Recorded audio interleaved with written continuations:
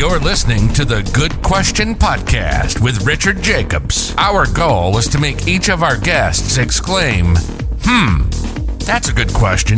I don't know the answer.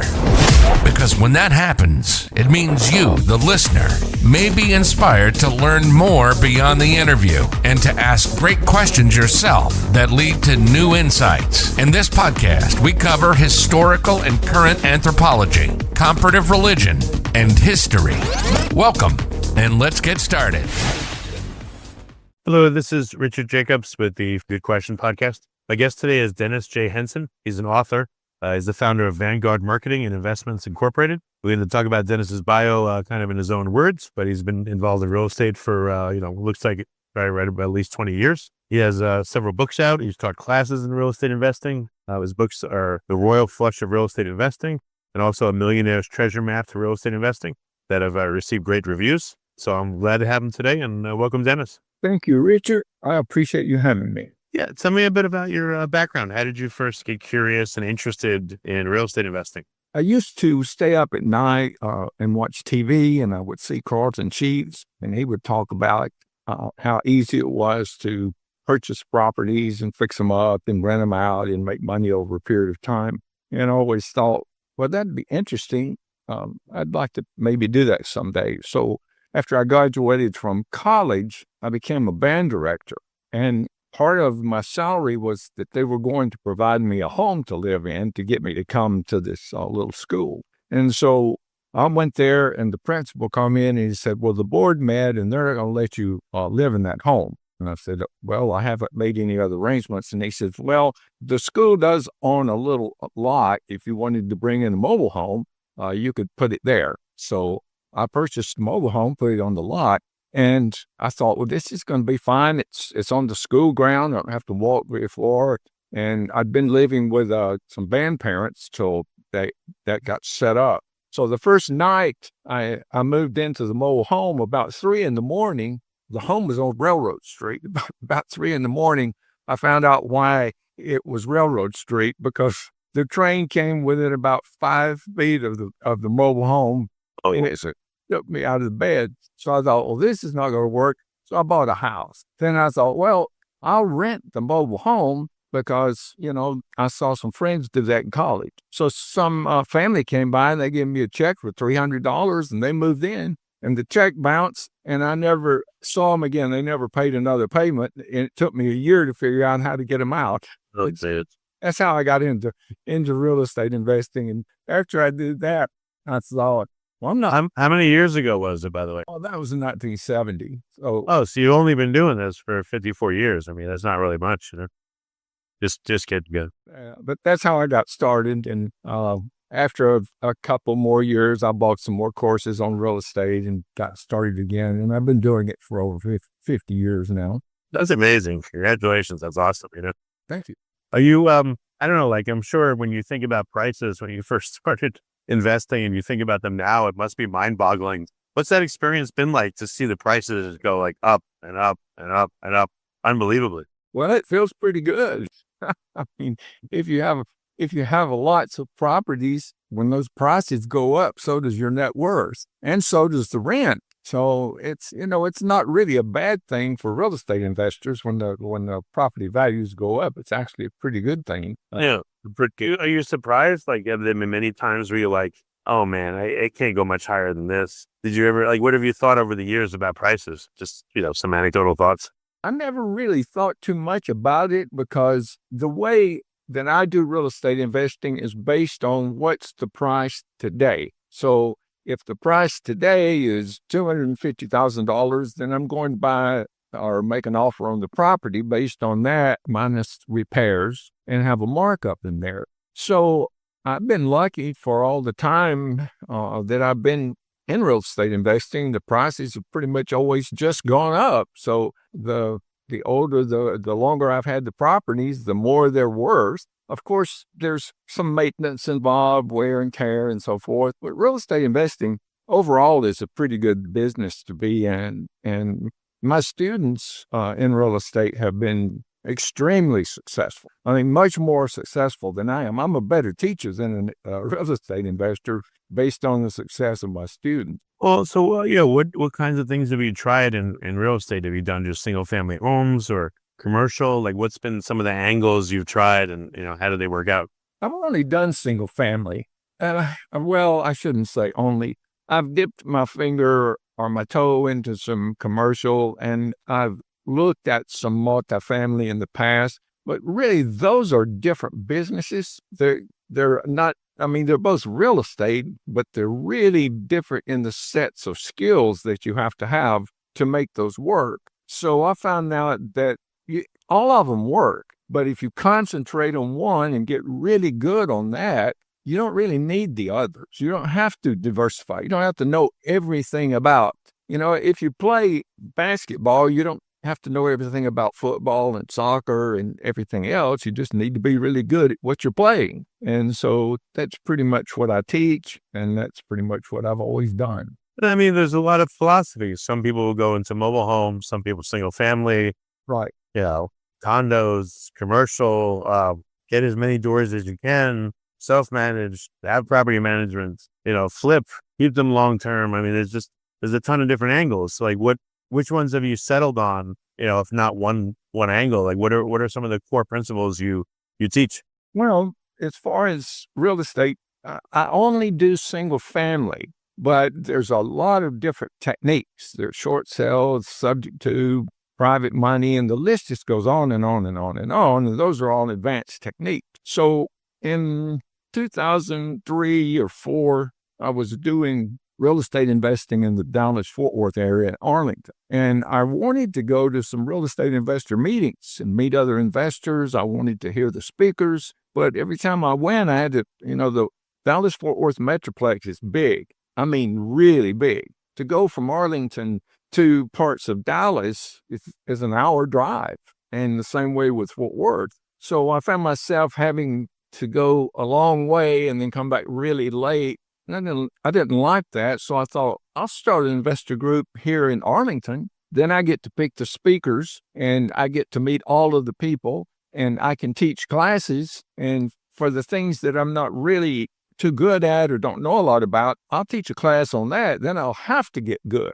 I say, well, I don't understand subject to that well. So I scheduled an elite meeting where I'm teaching subject to. So for the next month, I just really delve into the how subject to work, and I write articles on it, and I would answer questions about it. So by the end of that month, when I had to get up in front of 50 to 100 people and teach it, I knew it pretty well. So I got an awful lot out of doing the training. So one day, one of the members on my group came up to me and he said, Dennis, I'm going to retire in about a month, and I'm going to let you mentor me on what you're doing. You can teach me what you're doing. And I said, Mike, I'm really busy. I'm teaching these classes. I have the meetings. I have my real estate investing. I have renters. I have my office to run. I'm really not as interested in teaching. And he says, well, you didn't hear what I said. He said, I'm going to retire in about a month, and you're going to teach me what you do. And he said, I'll take you to dinner and we'll discuss it. I thought, okay. I told my wife, Norma, right before I went to dinner, I said, I'm going to tell Mike, I am not going to do this. I just don't have time and I'm not interested. So we had lunch, and after lunch, he reached in his pocket and he pulled out a checkbook and he handed it to me. He said, fill that out. And I thought, well, this will fix him. I know I'll put a number here. He possibly pay. And that'll be the end. I can go home and go back to work. So I put a number there that was just ridiculous. And I handed it to him. He tore the check out, signed it, and never even looked at the number. And he handed it to me. Wow. He's pretty serious. That's when I started teaching. That's cool. That's a cool experience, And after that, I thought, well, if I'm going to charge this kind of money, I could have a really good training program, because, I'm an honest guy. I don't want to just take the people's money. I want them to be able to get something from it. So I put together a training program that was so good, I got a reputation in Texas and in other places that I was a really good teacher. So I got invited to speak in a lot of expos and that kind of thing. and I would be invited to podcasts like this. So one day during a podcast, the host said, "Dennis, your students are just amazing. What's one thing you can share with our listeners that you believe just one thing that would help them become successful?" So I thought for a second and I said, well, if they form the habit of doing successful things, they will become successful. That's what I have my students do. And then he said, what's the most successful habit that they could form? And I said, form the habit of reading something positive every single day that will lead you toward your goal. So after the podcast was over, I thought, that was really the right answer. I'd never really thought of it, but that was a good answer. Then I thought, wouldn't it be great if someone would come up with some kind of a tool, an app or a book or something to help people form the habit of reading something positive every day. And then, like a bolt out of the blue, it was like an experience where I was shaken. I realized I can do this. I've been collecting poems, short stories, and quotes for 50 years. It just, I just did it. I didn't have any reason other than Jim Rohn told me early in my career that I should journal and write down things. I may need them in the future. So I thought, well, I can write a book where people, no matter what they want, whether it's real estate investing, whether it's the law, whether it's medicine, no matter what they want, they can form the habit of reading something positive every day and get to where they want to go much faster. So I thought, well, I've got all this stuff. It'll just take a few months and I'll have the book. This was in 2018. And this is 2020, what is this, 24? And it got published this year. So it took me, 6 years to be able to get it all the way I wanted it, because I had way, way too many quotes and too many poems, and I had over 100 short stories, and the book would have been an encyclopedia, and it was very difficult to take out parts because I loved them all so much. But now I have a book where people who have a busy schedule, they don't have time to read an hour a day or 30 minutes. They can read a quote if they get home right before bed and they didn't read that day. They can read a quote and think about it while they're sleeping. Or if they have 5 minutes between appointments, they can read a poem or 2 poems. Or if they're at the airport waiting for a plane, they can read a short story or a long story. And then in the back of the book, I have a list of really powerful books. I get reviews on Amazon, and some of the reviews on Amazon say I gave you the 5 stars because of the list of books in the back. They're that good. But why would just reading like positive things help? What about the people that say, I want to read positive things. I just want information on how to improve my real estate investing. You ever get any curmudgeons that say that to you? Well, they can read my books on real estate if that's what they want. I've got How to Get Started Investing in Real Estate, The Royal Flush of Real Estate, All the Money You'll Ever Need. I mean, if that's what they want, I've got those books too. But this book is much more powerful than those. It has books in it, in that list, that's going to motivate them. It's going to give them a powerful success system. It's going to give them a sense of exhilaration. And the stories are cathartic. They'll make you cry. They're so powerful how people have failed so many times, yet they just continue to get up. And it's successful people that you would know their name. And the list of books in the back, well, you couldn't pay somebody to read for 50 years and just keep the best one, the ones that would motivate you, and put them in priority order. What's that worth?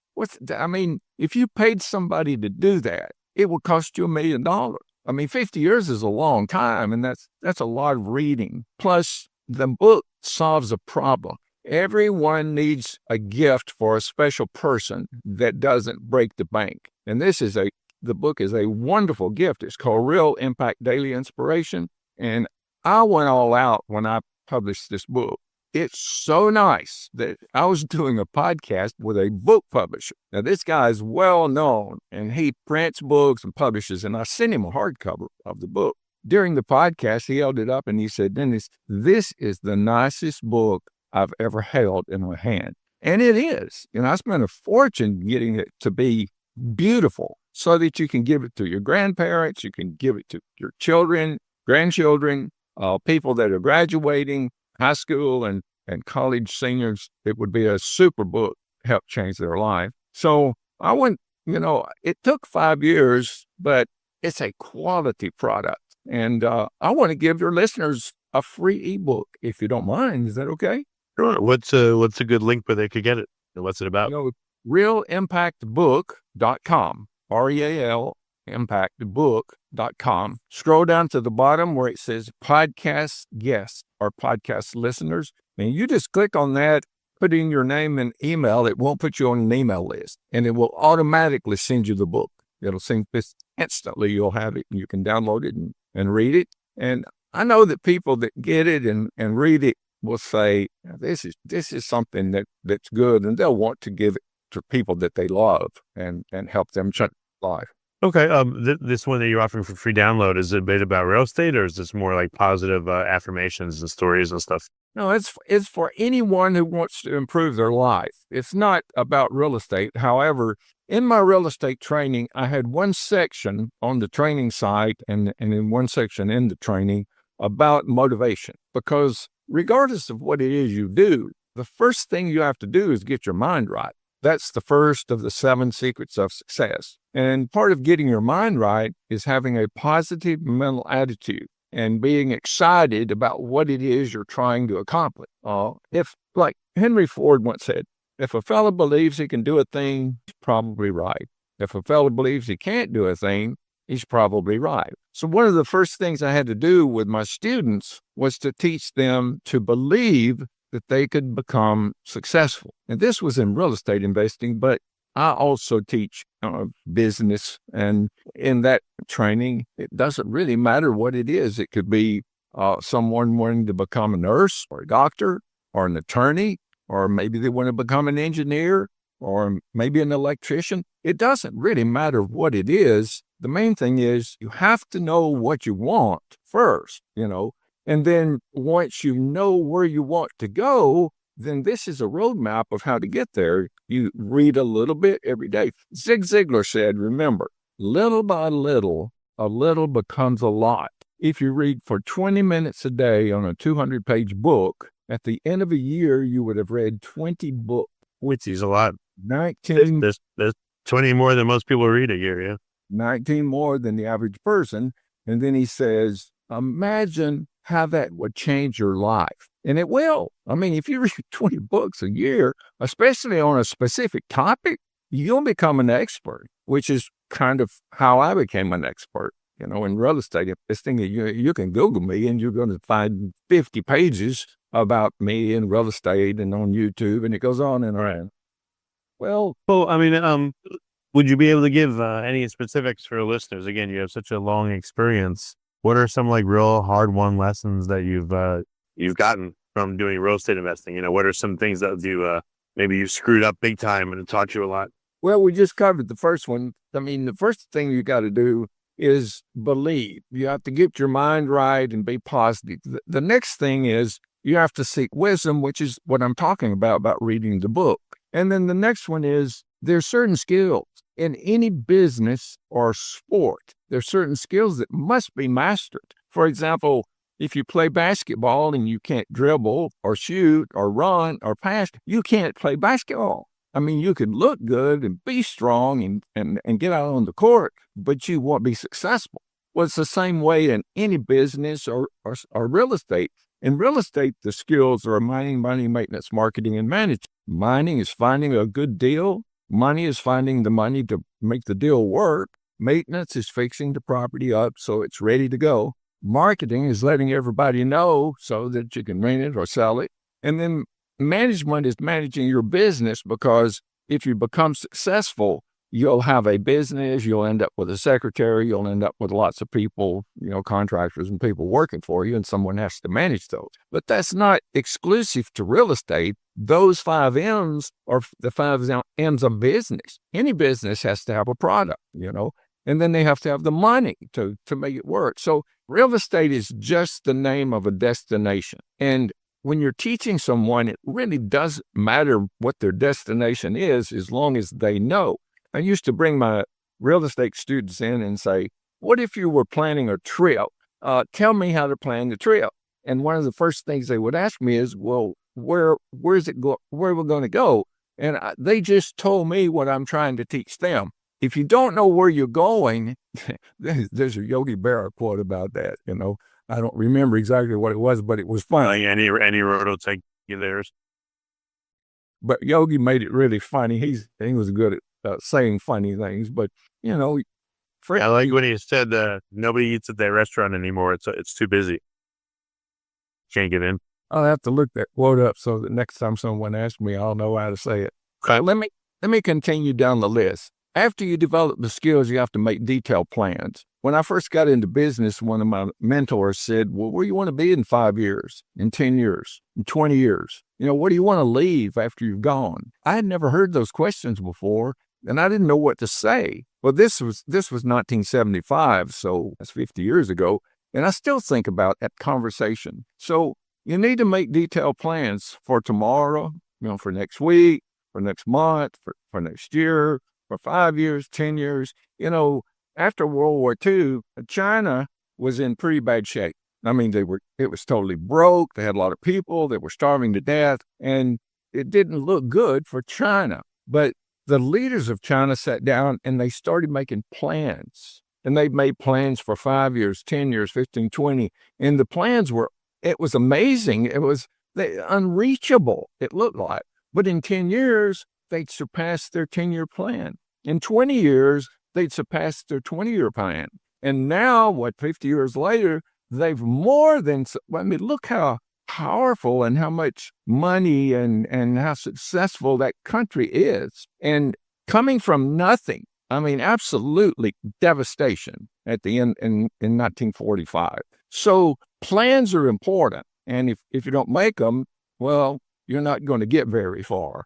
Then the next thing is, none of the things I mentioned are important unless you take action. And I taught my students that I expected them to take massive action. And then I explained to them how massive action was different from regular action. If they had planned to go out and see 10 houses and the sun was shining and everything was wonderful, they go out and see 30 houses. But if they plan to go out and see 10 houses and they had the cold and it was snowing and the roads were closed, they still go see 10 houses. Now that's massive. Most people are not willing to take massive action. But if you want to become successful, that, again, another thing that will set you apart. And then you have to form great alliance. Like you and I talking, this is an alliance that's going to help us both. So it's a good alliance. And in real estate, you align with good contractors and electricians, and it goes on, mortgage companies,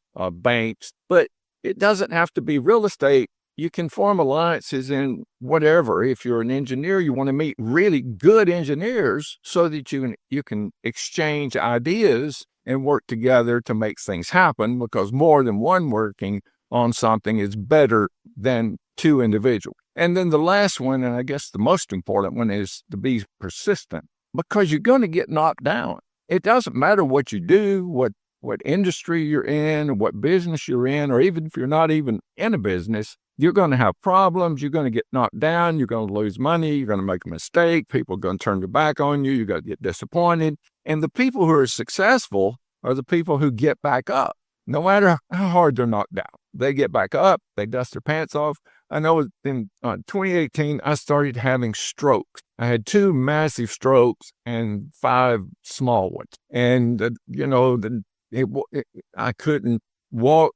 I couldn't stand up for more than 3 seconds. I was really in bad shape. And so my goal was, I'm going to get better, and you're not going to even be able to tell I had a stroke. I'm going to have a clear mind. I'm going to have a strong body. I'm going to be able to do my work. And so I started studying every day about health, and I learned some really, really important things. And so now I feel better now than I did when I was 6. That's great. But it's just a matter of deciding what is it that you want. And if health is one of those things, you can do that. In fact, Richard, you can pretty much have anything you want if you make it your dream, your destination, your goal, and you move toward it. every single day. So this podcast we're having right now is a single step I'm taking today toward a goal that I have of having 1 million real impact daily inspiration books out. So when your people dial in and they get that book and it's free and they think, oh, this is pretty nice, and they give it to someone else, well, then I've taken some small steps in the direction that the destination I'm trying to reach. Yeah, it sounds like consistent, incremental, positive action will get you to pretty much any goal you want. Exactly. That's exactly right. Okay. No, that's great. That this sounds like it's going in the direction of, again, motivation and, like I said, consistent incremental action. Any case studies, any examples of a student you've had and, some of the amazing things they've done for themselves and their reason why and all that. I found listeners like specifics. So if you have any of these case studies you could relate, no names needed, but that'd be great.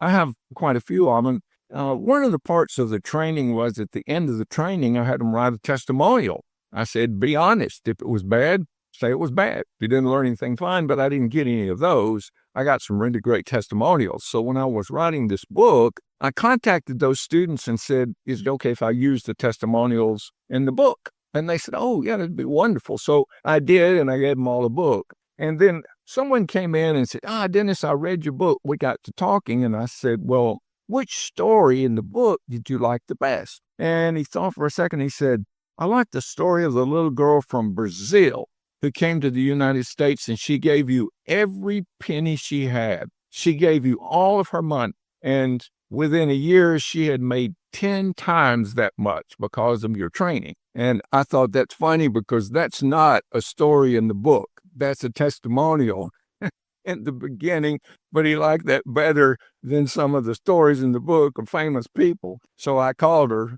I think she's in Brazil right now. And I called her and I told her that her story was better than some of the ones of, Arnold Schwarzenegger and Abraham Lincoln and the Andrews sisters. She thought that was funny. But she came to the United States and she spoke Portuguese and had a really strong accent. She used to come in and tell me that nobody could understand her. And I made her stop saying that. I said, you speak English very well. Stop telling yourself that you can't speak English because nobody believes you. And so she became really proficient. She came in and I had all my students write down a goal. How many homes are you going to purchase over this next year? And she had written down 32.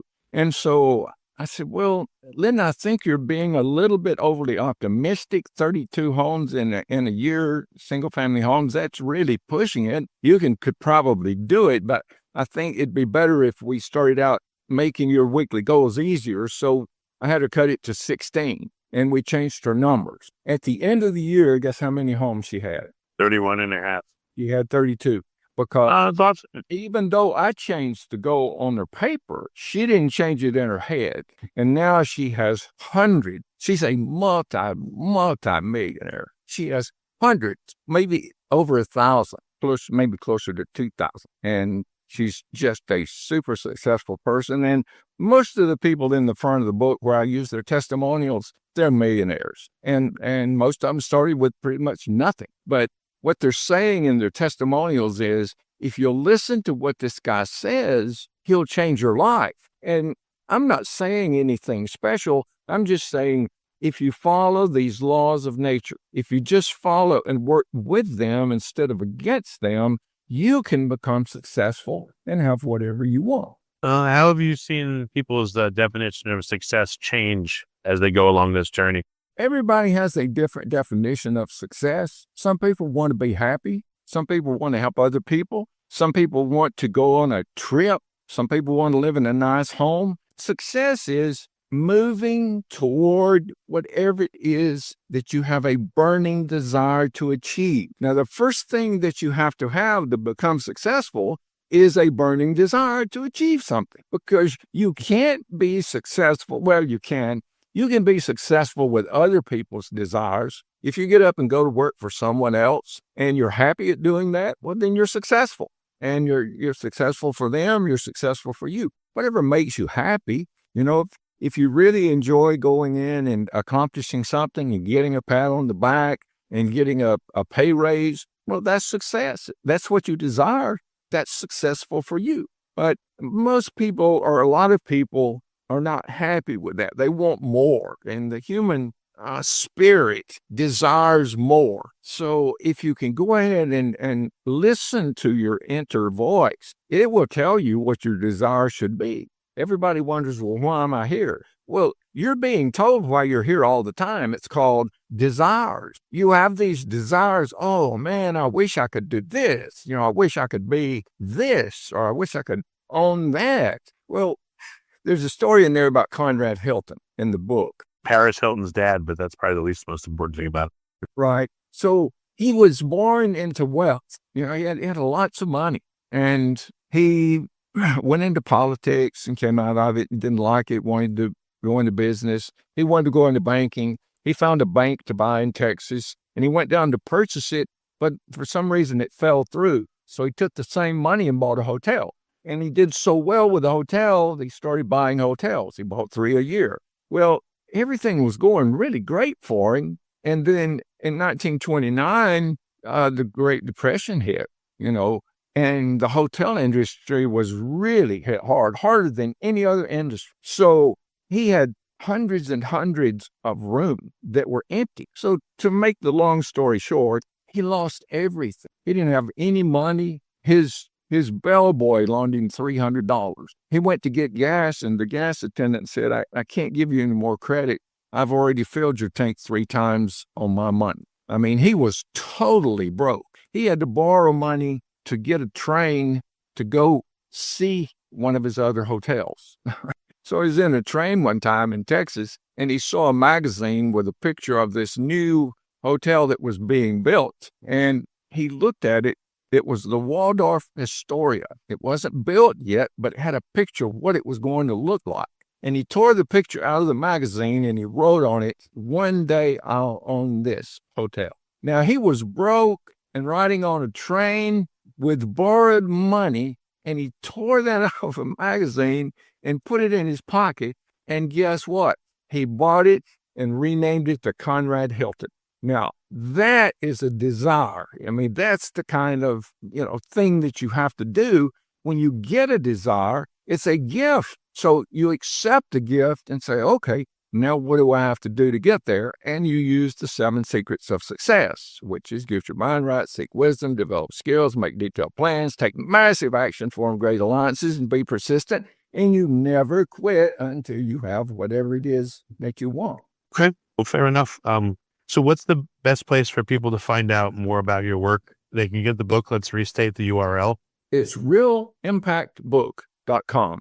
REALIMPACT book, BOOK.com. And it has a video there about the book. It has a link where you can give. I have a charity so that we give it in communities that are depressed. They don't have much money. Their libraries can't afford books. So we give them books. And then in smaller schools that don't have a budget and areas where the community can't afford a good budget for their school, we give books to them. And so we have a GoFundMe program to give these books out. And we want to give out thousands of them. So if you want to donate $1 or $5 or $10 to help children, because this will help with child literacy and continuing education. A child 12 or 13 years old that takes this book and reads it, it can change their life. And I know it can. So we're trying to help as many as we can with that. So I hope you'll go to the website, look around. It's a beautiful website. It tells about how to use this for gifts. And then at the bottom, you can get your book, your ebook for free. It comes in audio book, soft cover, hardcover, ebook, and then we have an app that's being produced. It's not ready quite yet. Okay. Well, very good, Dennis. Well, thank you for coming on the podcast and sharing your wisdom. I appreciate it.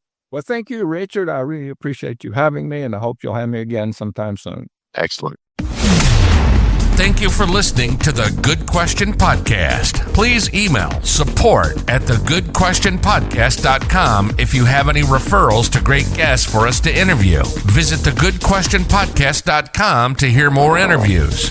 And please help us spread the word by rating and reviewing us on Apple Podcasts, iTunes, Spotify, YouTube, or wherever you listen to this podcast.